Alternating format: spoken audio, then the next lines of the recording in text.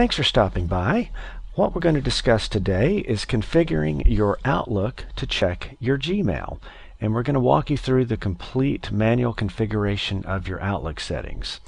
It's a two-stage process. The first is you need to configure your Gmail to allow for pop mail, which means it allows Outlook to check that email. First thing you'll do is log into your Gmail account, and over near the top right you'll see a settings option. We're going to go into settings, and then up at the top center there's a forwarding and pop/IMAP link. We're going to click on that, and you'll see that there is a button for enable pop for all email. So we're going to check that, enable pop for all email, and save changes. And that's it for the Gmail side of things. Next, we're going to configure your Outlook.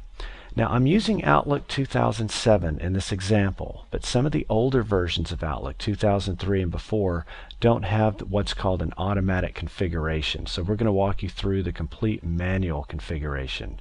What you're going to do is Tools, Account Settings, and on the Email tab we want to add, say, New.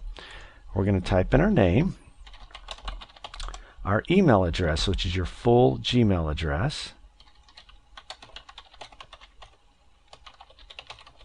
and in this instance I'm going to say manually configure the server, because in Outlook 2007 it's got a nifty feature where you can just type in your email address and password. It will automatically go out, find your settings. But if you're using an earlier version of Outlook, it's all going to be a manual configuration. So we're going to walk you through what those are. You're going to be using an internet email, which is a POP. You're going to type in your name, your email address. Now, the type of email is POP3. The incoming mail server for Gmail is pop.gmail.com. The outgoing server is SMTP, that stands for Simple Mail Transfer Protocol, .gmail.com. So it's pop.gmail.com for your incoming and smtp.gmail.com for your outgoing. Your username is your Gmail address, and then your password. Now, it's very important that we go to this More Settings button here. There are just a couple other settings we need to change. In the Outgoing Server tab, we want to click the My Outgoing Server Requires Authentication, and it's going to be the default. Use same settings as my incoming mail server.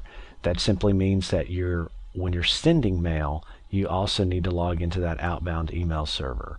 Then under the Advanced tab, we're going to make a couple of changes here. For the incoming mail server, you notice it's at port 110, and that this server requires an encrypted connection is not checked. We want to check this server requires an encrypted connection, and you'll see that the incoming server port has changed to 995, and that is correct. On the outgoing server, its default port is 25, and we want to change that to port 587. And on the encryption type, we want to set that to SSL.